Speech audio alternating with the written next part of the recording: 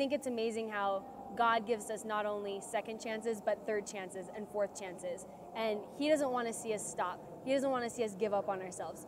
And a lot of times people look at me and they think, she's just happy about everything. She's got it easy, or I don't know, life's handed her a good deck. But really, I have my own fair share of hardships. And I just want people to know that it's important to never give up. Just don't stop living, and don't stop dreaming, and don't stop believing, because there's so much to live for in life. In the next 100 years, I think what we need to be doing, especially in regards to helping to keep people healthy, is to look for warning signs early on of people who struggle with mental illness. And I think that it's something that's not being addressed appropriately, and that people are suffering unnecessarily because they don't know that they have a disorder or an illness. And so I think it's really important to learn what the warning signs are, and to be evaluated and to be treated for those things in order to live a full and happy life. And also just to remove the stigma and label about mental illness. A lot of people look at that as a cap for their life. You know, if I find out that I have this, then that means something about me and I can't do certain things. I'd love to see that stigma completely dissolve. I was diagnosed with bipolar 2 disorder. That was unbelievably hard for me because I don't like to believe that I have anything wrong with me. I don't acknowledge my limits. I just go and I keep going and I keep going. I'm like the Energizer Bunny. I just keep going. And I don't like to be told that there's something wrong with me. And so this has been so hard for me to accept and acknowledge. This has only been a month that I've been able to process this. And in that amount of time, I've realized, wow, like this is something I don't want people to know about me. This is embarrassing. This is shameful. I have something wrong in my brain. I don't want people to know that about me. But as I'm finding, the more that I'm being open with people about it, letting them know that, it's actually building a lot more confidence within myself and letting people know I'm human. And it lets them feel more at ease too, and knowing that she's not perfect, she has her own challenges, and drawing awareness to issues like that.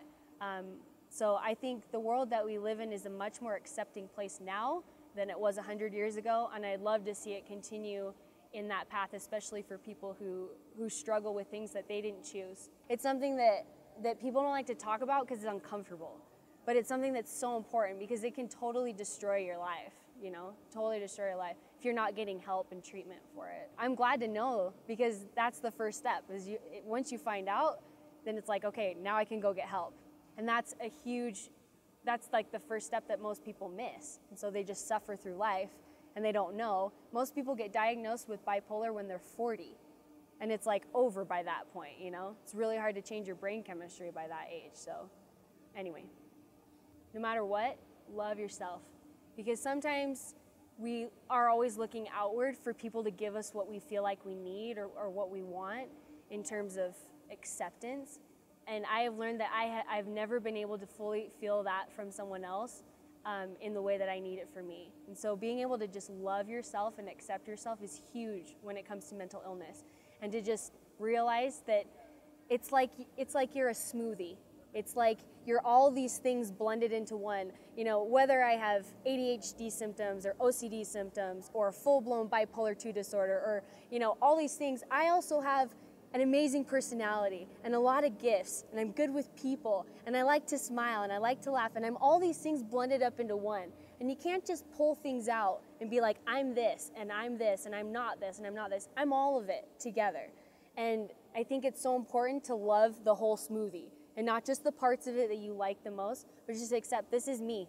This is me. This is how I am. I can't break it down. This is the way that I am, and just embrace that and just celebrate that you are you, and just be yourself. And I've learned that having bipolar is a superpower. I can do things that other people could never do in their wildest dreams. Like I can get so excited. I can get to levels of excitement and enthusiasm that people have never experienced in their life. It's a blessing. It's a superpower.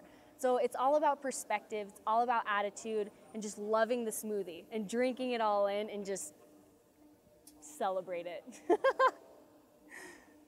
A lot of people give up too early in the game, and they start losing this sense of enthusiasm for life too early, and they don't realize that the best is yet to come.